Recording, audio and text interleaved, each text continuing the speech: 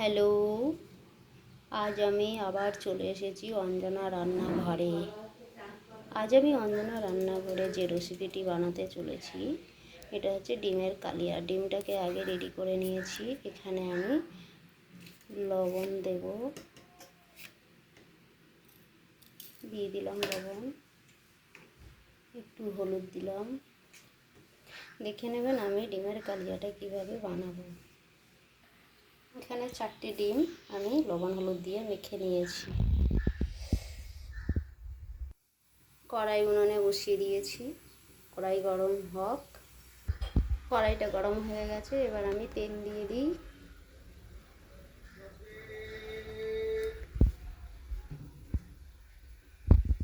তেল দেওয়া হয়ে গেছে,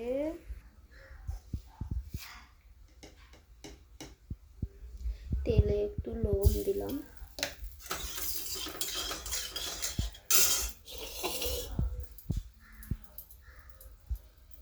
এবার আমি ডিমগুলোকে তেলে ছেড়ে নিই।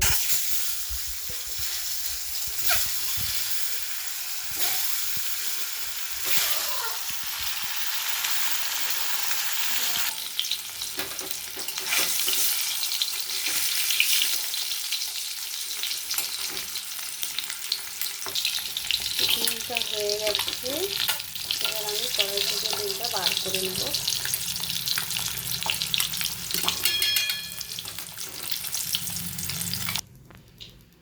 বার করে নিলাম। সামান্য পরিমাণে তেলে আমি কালো জিরে দিলাম।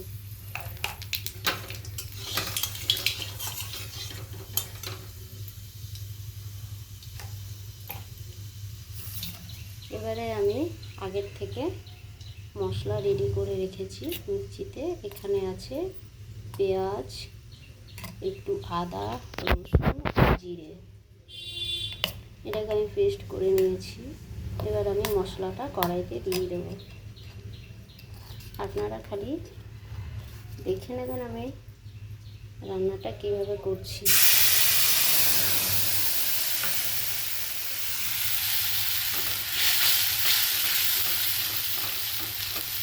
মশলাটা আমি কড়াইতে দিয়ে দিলাম। এবার মশলাতে আমি সামান্য পরিমাণে হলুদ দিলাম। এখানে কাঁচা লঙ্কাও পেস্ট করা আছে।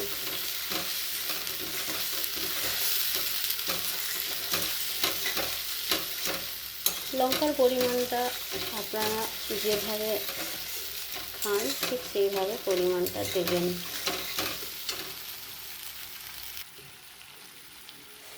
সামান্য পরিমাণে গুঁড়ো লঙ্কা দিলাম।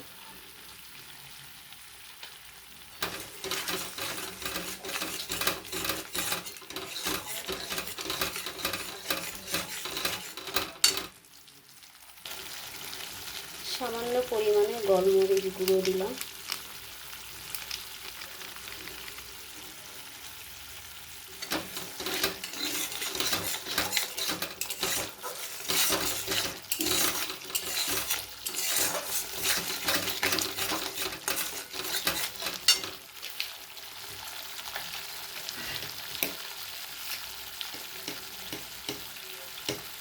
এবার আমি স্বাদ মতো লবণ দিয়ে দিলাম।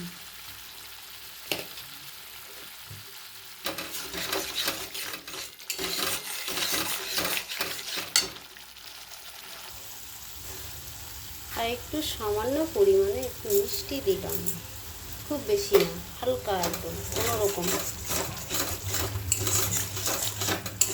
দিলে পরে কালারও ভালো হয়, খেতে অন্যরকম লাগে।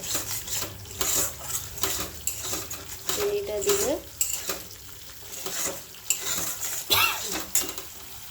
চিনিটা দেওয়ার কারণ কালারটা ভালো হয় আর খেতে স্বাদ হয়।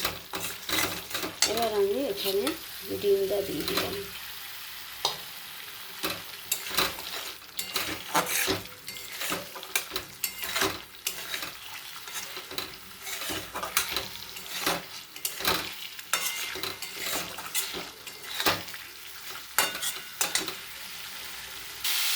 এবার আমি সামান্য পরিমাণে জল দেব, বেশি দেব না, অল্পই।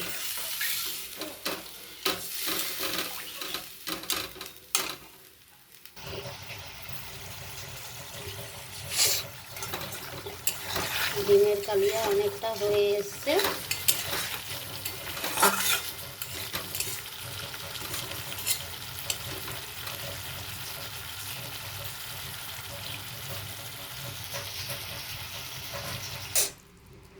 আমার হাতে ডিমের কালিয়া পুরো রেডি। এবার আমি একটা পাত্রে ঢেলে নেব।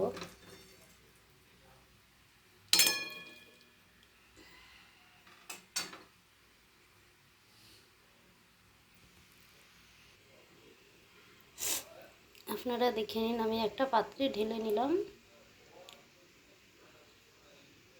আমার হাতের ডিমের কালিয়া পুরো রেডি। আপনারা সকলে লাইক, কমেন্ট, সাবস্ক্রাইব অবশ্যই করবেন, আর চেষ্টা করবেন আমার মতো বানিয়ে খেতে। দেখবেন ভালো লাগবে। আমি আসছি, বাই। সকলে ভালো থাকবেন। Thank you.